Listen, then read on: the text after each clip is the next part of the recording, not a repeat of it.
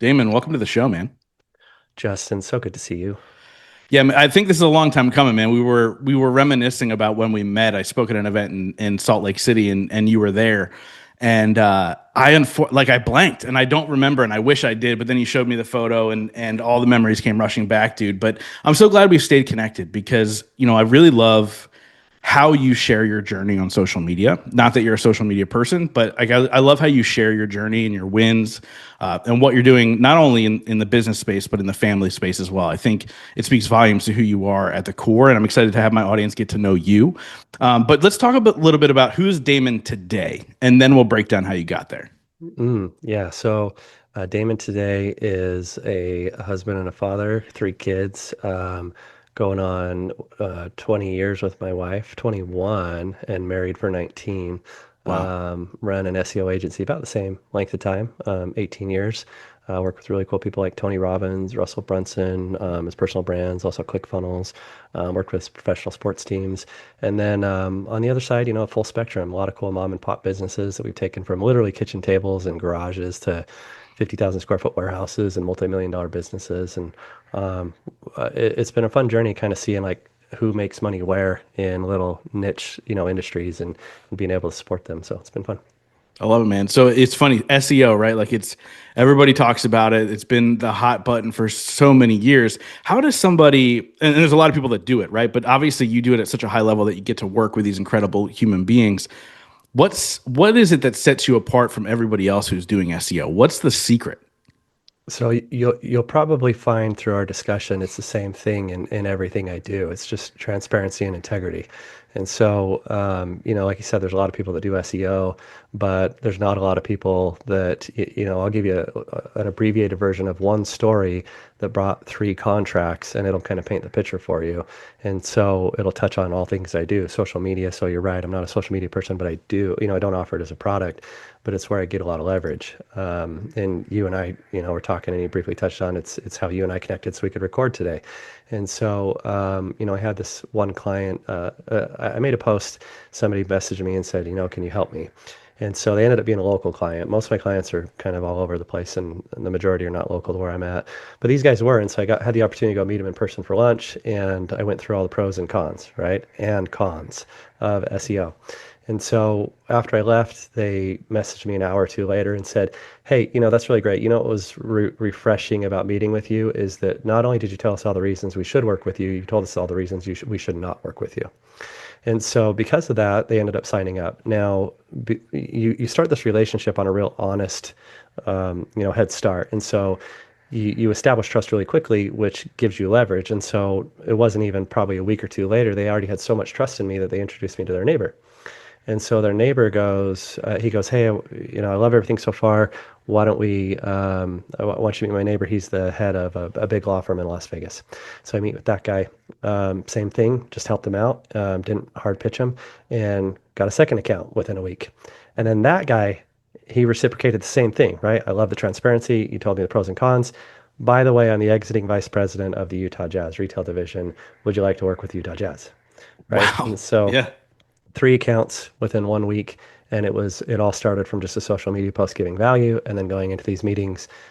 Really, the goal, people say like, help people, don't sell them, but there's a big difference between like hearing it and kind of acknowledging it and actually doing it.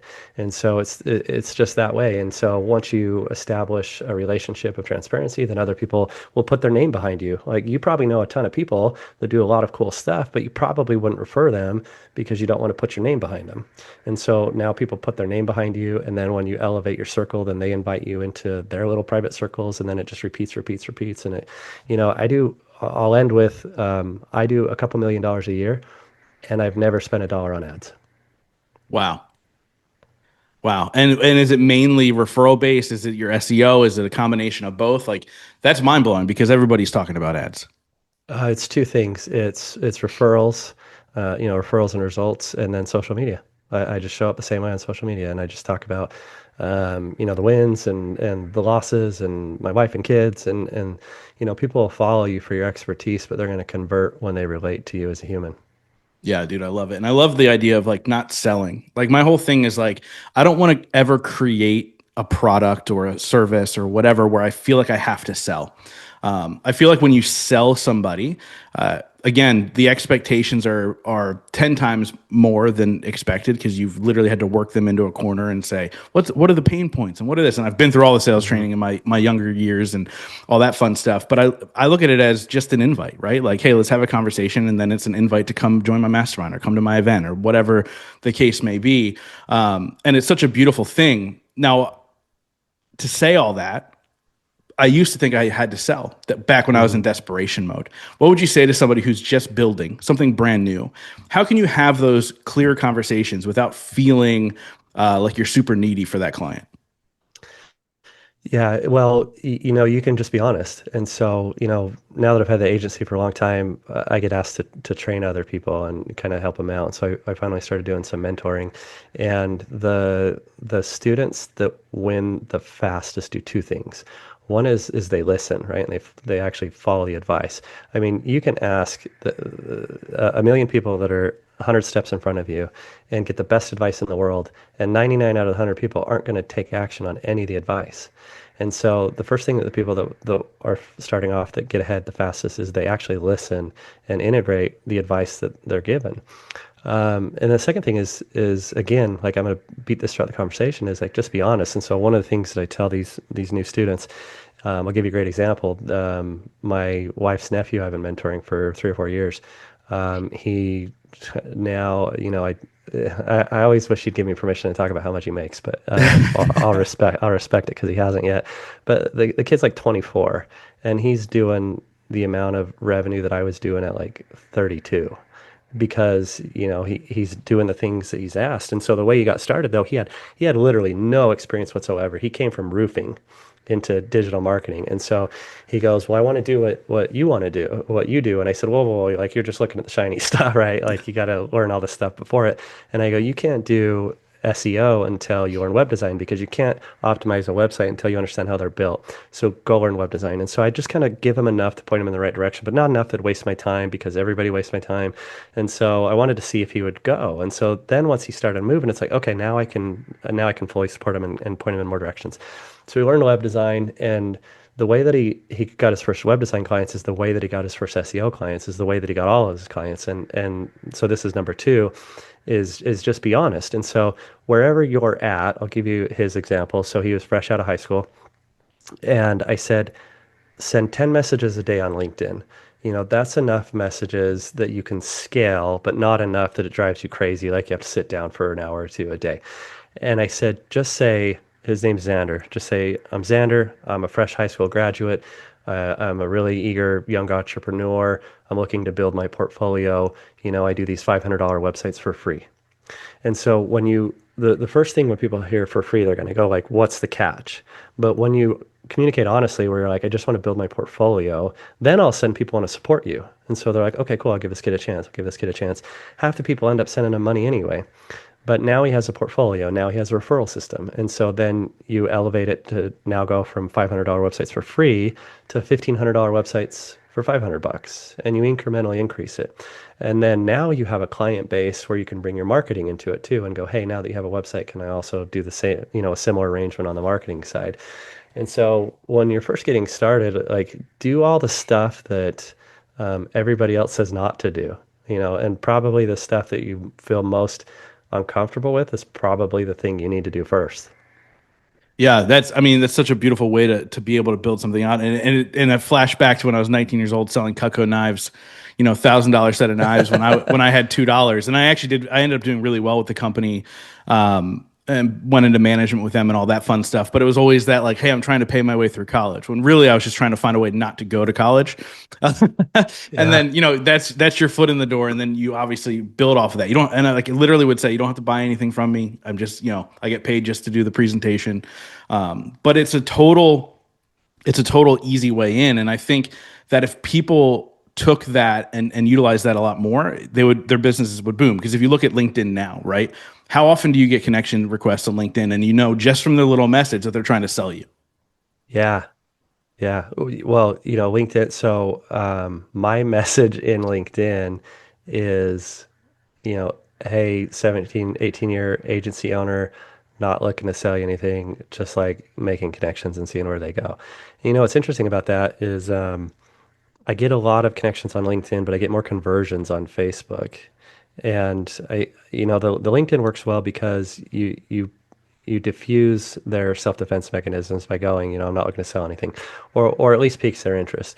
And then in my follow-up message, I just tell them more about me, and I establish a little bit of credibility and mention who some of the cool clients I've worked with. But then I'm out. And so the trick with social media is like you get people connected, so then they're exposed to your content. Like too many people are hard pitching in the private messages, and like it's never working. But the Yeah. slow drip of establishing credibility through legitimate content is an easy way to convert people. Yeah. So I want to talk a little bit about, the hot button that everybody's talking about now is AI, right? A lot of people are like, oh, well, there's certain things that are going to go out of the way. SEO, people who know SEO and all these other things. What's your take on AI and what it may be taking over, what it may not be taking over, and how are you utilizing it in your business? I'm only an expert in the area of SEO, so I'll just kind of speak to that. Usually, the louder somebody is about something new, the more of a bandwagon marketer they are. And so it's like the more I hear people screaming it, the more I want to vomit. And so, given my industry, I've been surprisingly slow to adopt AI because I think what's most important is quality control first. And that's probably another recipe to success is like actually valuing quality control over, you know, just speed for the sake of speed. And so we're only, we're as of the time you and I are talking, AI in the context that most of us would probably define it is only 3 years old. And so for the first year, I was a vocal advocate, not against it, but just in SEO space, on your on the personal world and saving time, whatever. Like, I don't need to talk about that because everybody knows how valuable it is there. But on the side of marketing, I was always like, how valid is the content? How unique is it truly? And for the SEOs out there, they're familiar with like some of these older algorithms where you used to do what's called spinning. And so you'd use these tools to shuffle around paragraphs and synonyms to get, quote unquote unique content by really just ripping it off from Wikipedia and your competitors. And so like Google's played this game of duplicate content before. And so I was like, you know, AI just allowed it to be produced at a way larger scale. And so then I think it got a head start. And then Google had a bigger gap to close than usual. And then eventually it caught up, relatively speaking. And so there was this massive algorithm update in 2024. And, usually when there's a big algorithm update on Google, it's like 2 to 3% of results are influenced. And like major ones are like 10 to 20%. And this one in 2024 based around AI was like 40% of all the results were Wow. negatively affected because people were just mass producing low quality content just for the sake of scale. And so on the SEO side, we've been, we'll use AI for research. We'll use it for like competitive analysis, things like that. But we don't use it. We use it very sparingly for content output because quality control matters more. And so, like, I'll give you like an example. In these other agencies that I consult and mentor, the majority of the time that people come to me and go, "My clients got hammered by Google. I don't know why." When I look at it, it's because they mass produced AI content. Hmm. And so when they'll go, people ask me, well, how many pieces of content do you produce for your clients? Because I'm producing like 2 a day or 50 a month, and I'm like 2 to 4 a month. And so it's like it's a total quality play over quantity. So on the SEO side, it, it's it's like money, right? AI is like money. It's an amplifier. So if you're good at what you do, you can be better at what you do. If you're poor at what you do, you're just going to make you lazy at what you do. Maybe the last thing on this topic is, I get asked a lot, or I see a lot, SEO is dead. And so like SEO used to die like every 2 weeks, and then now with AI, it's like every 2 minutes. And what's interesting is I take the total opposite approach. I think AI gave SEO an infinite lifespan now because behind the scenes, AI is just another search engine. So how do you show up higher on AI? Through the same variables that you do to show up higher on search engines. So I think if you just leverage it properly, you can just easily transition into AI optimization. Yeah, I love it. I want to shift gears with you a little bit here, and talk about how you do share a lot about your personal life, about your wife, you call the hottie, and your three kids on social media, and you talk about the parenting journey and what that's like. Obviously, were you an entrepreneur before parent or a parent before entrepreneurship? I started my business before we had kids. Yeah. Okay. So what type of things are similar or what are the advantages of being an entrepreneur while you're being a parent versus somebody who's, in a day job, et cetera? Like what are you utilizing that you've learned in entrepreneurship as a parent? Hmm. That's an interesting question. Probably what first comes to mind is tolerance.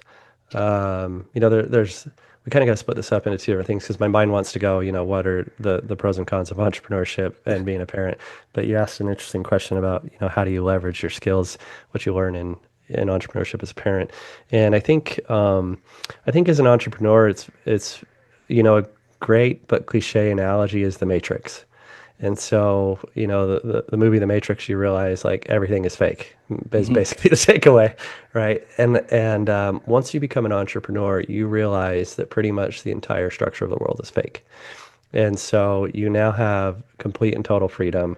And I'm not even talking about financial. Like you just now go like everything's made up. Like I don't really have to play by those rules.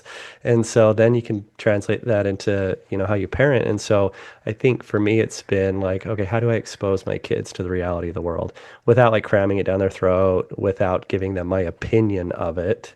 Because I don't want to force them to have the same perception that I do, but how do I open them up to see that they can pull back the curtain and define their own perception of the world.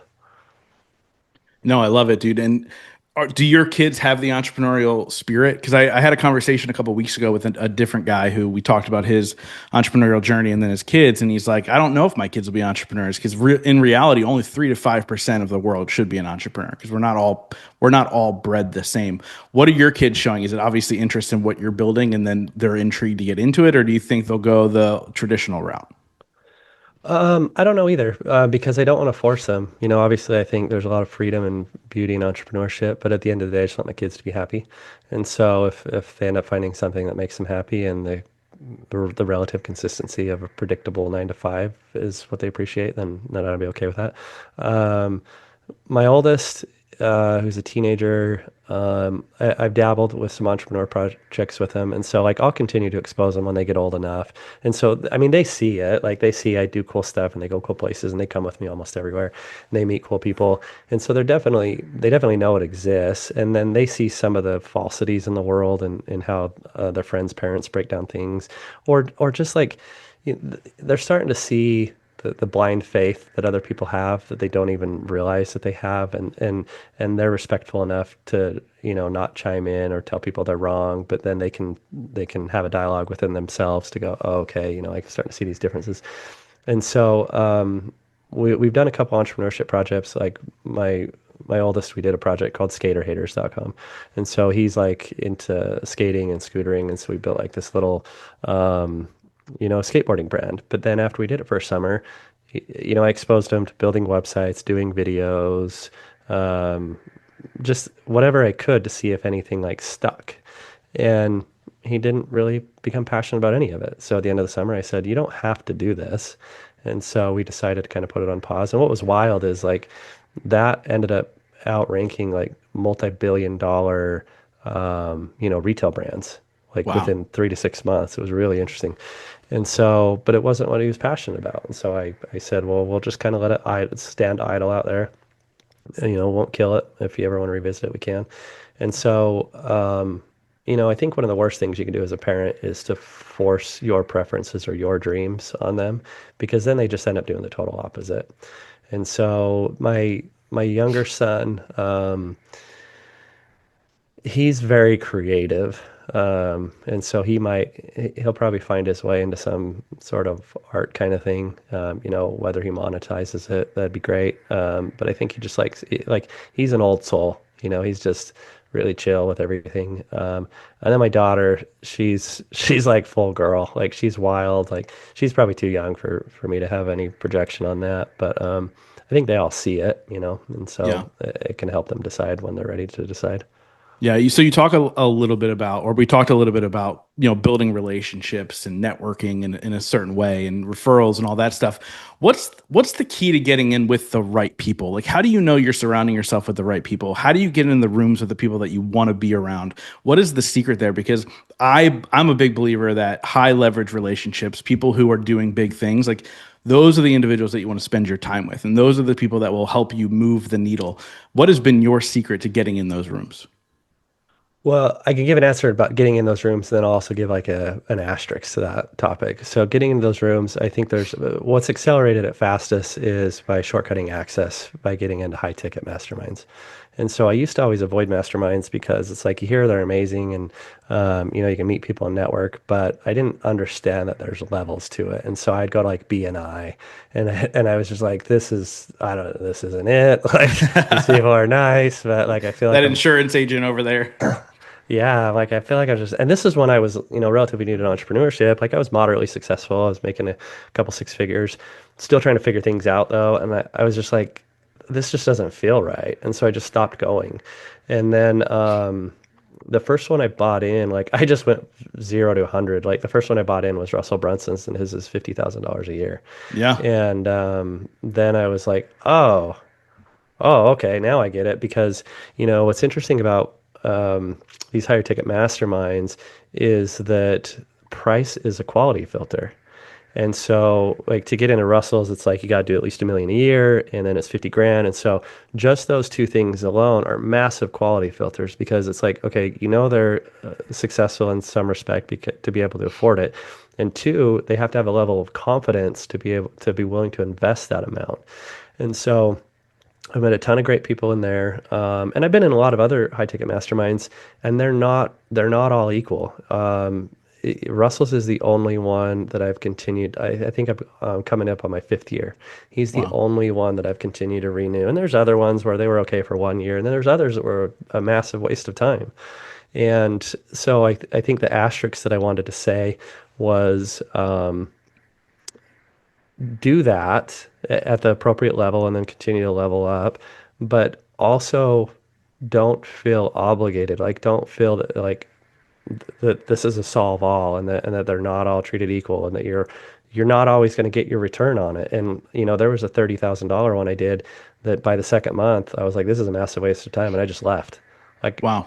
sucked to lose 30 grand, but like I'm going to lose more by a death by 1,000 cuts by staying in this crappy network. It was just this like a soul sucking, like negative kind of place. And so find the ones that are right for you. One thing that I probably wish that I would have thought of or somebody told me is like ask for a trial. Like, can I come into the mastermind for 2 weeks? And I've never done it myself. Because I think I got it kind of figured out now. But like, if I could go back, I would do that because I don't think anybody's going to say no because, they want your investment. And especially if you're a right fit for the group. But I mean, it could save you a massive waste of time and money.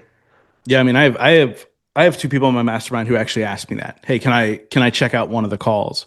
And now they're in the mastermind, right? Like it was to me, I was like, yeah, sure. Like come on in and see the people who are in there and all that fun stuff. And that's such a genius tip. Like, hey, can I get a trial? Can I see what it's like before I invest? Because like you said, to spend 30 grand and then 2 months in, you go, this is a big waste of time.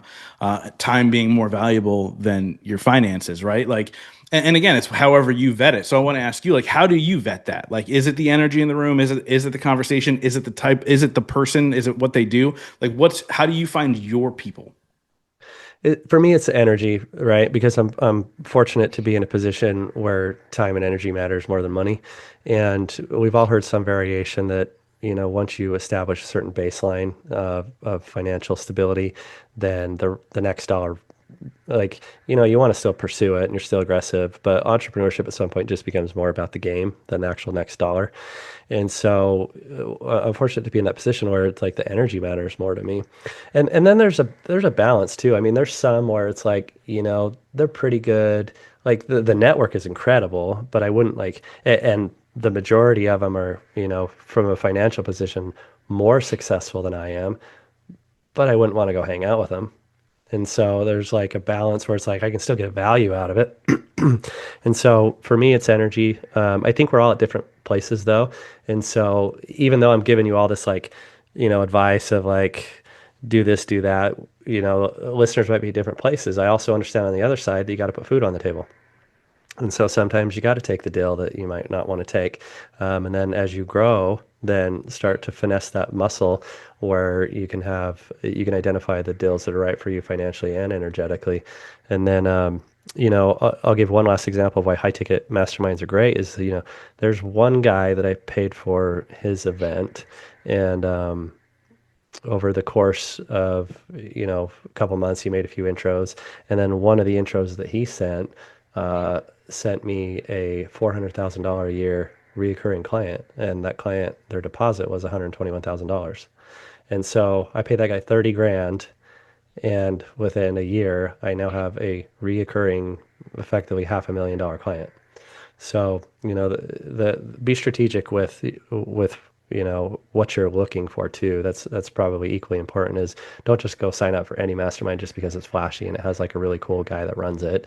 Make sure it aligns with what you're actually wanting to accomplish. Yeah. So what drives you now? You talk about, the money is not the game anymore. What is the thing that keeps you going and continuing to build? So this is a great question because I feel like there's different chapters in life, and I feel like I'm in the middle of writing the new chapter. And so it's like, I don't know the answer entirely. I think I'm starting to understand the answer. But before it's like, you know, when you first get into entrepreneurship, it's generally about money. Yeah. And then it's like, oh wait, no, this is about money and freedom. And then you establish enough of a financial baseline that you're like, this is entirely about freedom. And then, it's always been my why has always been my wife and kids. And really, it's been about breaking generational chains. And so when I was younger, my drive wasn't like, I want to make a bunch of money. My drive was, I don't want to be broke. And my drive wasn't like, I want to have like this amazing marriage and all these cool things. It was, I don't want a crappy marriage and I don't want a broken home. And so by pushing away from those things, then you attract the other things. And so that's what really got me started was I just didn't want my future family to like I was thinking about my family before I had a family. And so it's like, how do I avoid all those things? And so that was my drive. And then now that I have all this, this financial freedom and time freedom, I think I'm trying to figure out like what my routine is. And so for the last couple months, for 15 out of the 18 years, I probably woke up between like 5 and 6 a.m. Not because I was a morning person, but it was like, well, I got stuff to do. And then now I'm like, I'm freaking tired. Like that 15, 18 years has caught up to me. Yeah. And so for the last 6 months, I haven't set an alarm. Today was the first alarm I set because today's the first day of school.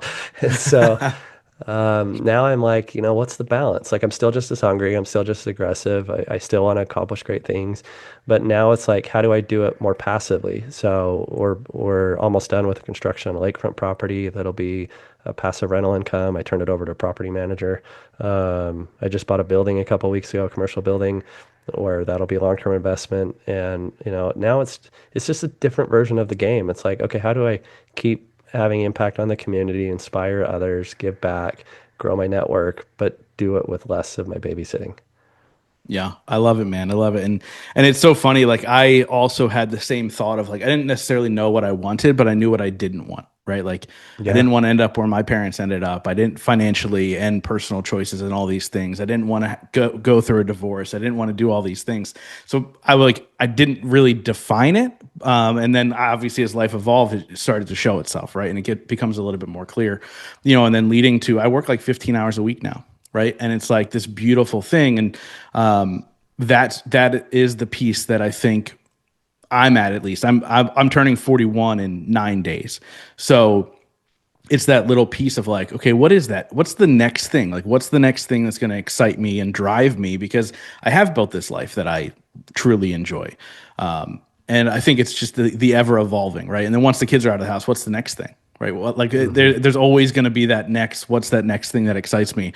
But I want to ask you a question that I ask every single person on the show. It's a two-part question. The first part is, what is your definition of success? And the second piece is, what are three things you do every single day to ensure that success for yourself? Mm. So I would say success for me is freedom of time. Um, I remember one time I was sitting here, this office that I'm in right now, is ground level at my house, and so it's like, it's a basement, but it's not. It's like half underground, like, and so there's a window right next to me that's waist high. And I remember a couple of years ago, my kids were out jumping on the trampoline in the backyard, and they said, "Hey, Dad, come outside." And so I just climbed out the window, and that wasn't unusual. I do that every once in a while, but this time when I climbed out the window, jumped on the trampoline for a minute, and then like I just sat there and I was like, everything's fine. Like I just walked away from work, and everything's fine. And so I'd get little moments of that, but then it's like it really kind of sank in that day, and actually, just 3 weeks ago, I just got back from a 3 week trip to Europe and Dubai. And so my trip, my family and I, we travel all the time. It's usually like, 4 to 7 days or something like that. But I've been romanticizing about this like multi-week trip for years. And then now that my oldest is a teenager, I'm like, it's kind of now or never. Like if I don't do it now, next summer it's going to be like I'm going to have to argue with him over it. And it's Yeah, going to he's be like, I like don't want to pulling go. teeth to get him to go. Yeah. And so it's just like things like that where it's like this, you just kind of feel like, okay, I did it. So for me, it's freedom of time. Three things that I do um, to support that. I don't know if I can answer that directly. I'm very much a creature of habit, but at the same time, like I said, like I feel like I'm in this new chapter, and so my routine is just like a mess right now. And so, and it's largely intentional. It's like, you know what? Why don't I not give myself an agenda 24/7 for a minute? So, what I've been trying to do lately is I wake up and then I try to get outside. I got this coach guy that finally found a coach that I vibed with. That's been something I've been shooting for years, and I just kind of like masterminds, right? It's like you kind of date around masterminds, you date around coaches, and find the right fit. And I just couldn't find the right fit. Finally found a guy, and he's like, "You need to get outside and just walk around the block." And so when I wake up, I go walk around the block. And then after, I have a sauna, and I haven't been the best at using it as routine, and I know I need to. And so I go turn on the sauna before I walk around the block, and then after I get back from walking around the block, I row. I have a rowing machine, and so I'll try to row for just at least 15 minutes. I like rowing because it's like full body workout, but I don't have to warm up, and so Yeah, I can yeah. just like get on it and go. So So it's walk the around the 40s, block, man. You got to warm row. up. You got. Yeah. So walk around the block, row, sauna. That's probably the only part of my schedule that's predictable lately. I love it, dude. And God bless you. As I say this all the time, right? Like in the entrepreneur space, more than anywhere else, there's this like, for lack of a better term, big dick contest of who wakes up the earliest, who does the most, who does, all these things. And I realized a long time ago, it doesn't matter what time you wake up, as long as it's, what do you get done in the time you're actually working? And it took me back to when I was selling Cutco knives. You'll find this funny. When I was selling Cutco knives, Hal Elrod, who wrote The Miracle Morning, was also selling Cutco knives. And I was like Hmm. 19, and I get my boss messages me or calls me or whatever. I don't think we had texting back then. So he calls me and he's like, "Hey, you got to get on this call tonight. Hal's running a call." I was like, "Fine." So I get on this call. I'm thinking he's going to teach me how to sell more knives. And he goes, "I want to tell you about my new routine that sets me up for success." And he goes, "I wake up at 4 in the morning." And I went click and hung up the phone because I've never been like an early morning person.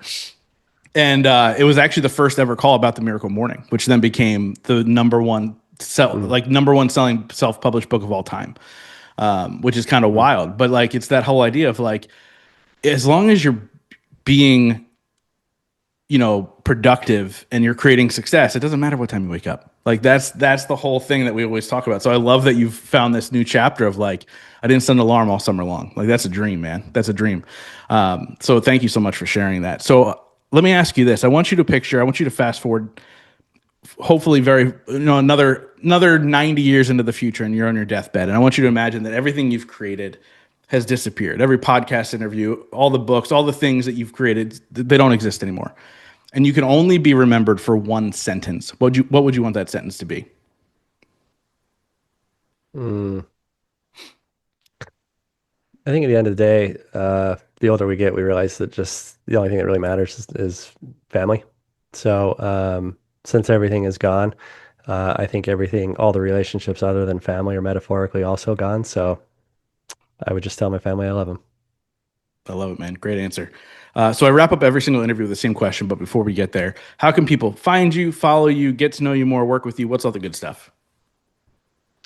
DamonBurton.com is the easiest. You can download my free SEO book there, or you can find your favorite social media channel. Love it. So, like I said, I wrap up every single interview with the same question. Since the show is called The Growth Now Movement, that question is, in your life, what has been your biggest moment of growth? Mm, my biggest moment of growth.